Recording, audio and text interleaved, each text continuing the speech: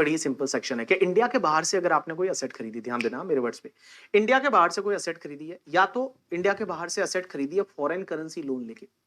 या supplier credit पे, जिससे खरीदी है वो उसने क्रेडिट दिया है, 1 महीने 2 महीने 4 महीने का जो भी है क्रेडिट दिया है, तो सप्लायर क्रेडिट पे या फिर फॉरेन करेंसी लोन लेके आपने इंडिया के बाहर से कोई असेट खरीदी है, तो लॉ मेकर्स ये बोलते हैं कि आपने खरीदते टाइम तो उस टाइम का जो फॉरेन एक्सचेंज रेट होगा उससे आपने अपने बुक्स में उसको रिकॉर्ड कर लिया होगा। लॉ मेकर्स बोलते हैं जब भी आप उस फॉरेन करेंसी लोन का रीपेमेंट करते हैं या उस सप्लायर को पेमेंट करते हैं, पेमेंट के टाइम पे अगर कोई फॉरेन एक्सचेंज फ्लक्चुएशन गेन या लॉस हुआ तो उसको आपको ब्लॉक में एडलेस करना पड़ेगा। अगर लॉस हुआ तो ब्लॉक को बढ़ा देंगे, ऐड कर देंगे, बट अगर गेन हुआ तो उस टाइम पे आप ब्लॉक में से क्या करेंगे, लेस करेंगे। उसके बाद एक सेक्शन होती है 41 भी पीजीबीपी की इनकम होती है, जिसको बोलते हैं डीम्ड पीजीबीपी करके, ठीक है। ये पीजीबीपी लाइक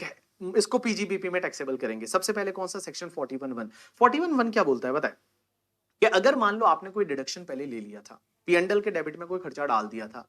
और अब क्या होता है, या तो उसका आपको वापस से रेमिशन मिल जाता है, रिफंड मिल जाता है। जैसे पीएनडल के डेबिट में आपने कोई जीएसटी डाल दिया, फिर आपको रिफंड मिल गया, तो वो पीजीबीपी का इनकम बन जाएगा। या फिर पीएनडल के डेबिट में कोई खर्चा डाला था जो आपकी ट्रेडिंग लाइबिलिटी थी, अभी तक उसका पेमेंट नहीं किया था, वो सीज टू एग्जिस्ट हो जाती है, आपको पेमेंट करने की जरूरत ही नहीं है, तो वापस से वो आपके लिए टैक्सेबल हो जाता है। एग्जाम्पल के लिए मैं बताता हूं, जैसे मान लो इलेक्ट्रिसिटी बिल पीएनडल के डेबिट में डाल दिया और कोई ऐसा सीएम आ गया जिसने बोला लाइट बिल पे करने की जरूरत नहीं है, तो उतने से आप धनवान हो गए, उससे उतने से आप प्रॉफिट में आ गए, तो वो वापस से आपके लिए पीजीबीपी में टैक्सेबल हो जाएगा करके। अब एक और चीज समझना,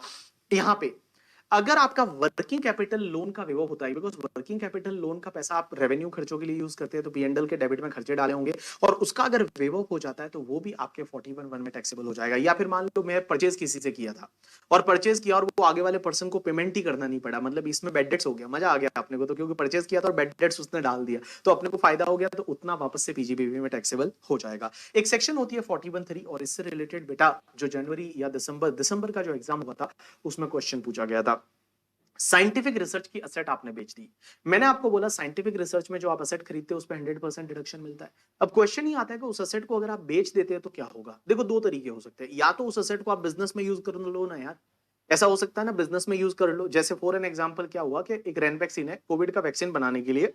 लेबोरेटरी चालू की थी, लेबोरेटरी में रिसर्च कंप्लीट किया, रिसर्च कंप्लीट करने के बाद कुछ असेट थी उसको उन्होंने नॉर्मल बिजनेस में ला लिया। अगर नॉर्मल बिजनेस में आप ला लेते हो तो उस केस में आपको ब्लॉक में ऐड करना पड़ेगा, बट ब्लॉक में कौन सी वैल्यू से ऐड करोगे, निल वैल्यू से, जैसा एक्सप्लेनेशन नंबर 1 ऑफ सेक्शन 43(1) में दे रखा था, आपको निल वैल्यू से ऐड करना है। अब एक और चीज समझना, फिर अगर उसको बेचते हो तो वो तो ब्लॉक की असेट बन गई, ब्लॉक को जब बेचते हो तो वो full block transfer, part block transfer, उसके हिसाब से अगर कैपिटल गेन लगना है तो लग जाएगा।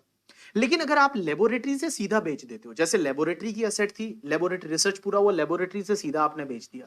तो यहां पे एक सेक्शन होती है 41(3) और 41(3) क्या बोलती है कि आप अगर बिना बिजनेस में यूज किए लेबोरेटरी से सीधा ही आप बेच देते हो, तो उस केस में जितने में आपने बेचा और जितना आपने 35 में डिडक्शन लिया था, विच एवर इज लोअर है वो आपके लिए पीजीबीपी में टैक्सेबल हो जाएगा, वो पीजीबीपी में टैक्सेबल होगा अंडर सेक्शन 41(3).